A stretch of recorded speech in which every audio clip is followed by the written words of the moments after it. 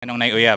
Ay, wala! Ay, Na- sorry. na- Anong ginuhunaan pang? Strict parents man. Protective ang mga parents sa babae. Bawal gina. True for real. Anong imong giperso bisag strict ang parents? Nami goal each other side. Like unsay goals? Maka-go sa Japan kay naman dito yung mama. Malamang siya makatug siya sa Japan kana yung mama dito pero ikaw duha-duhaan pa. Pero 9 months na mayroon. Karong adlaw, happy mansari. Dili katong Ah. 25. Saron, 2 days ago tapos next year pa ni mo post.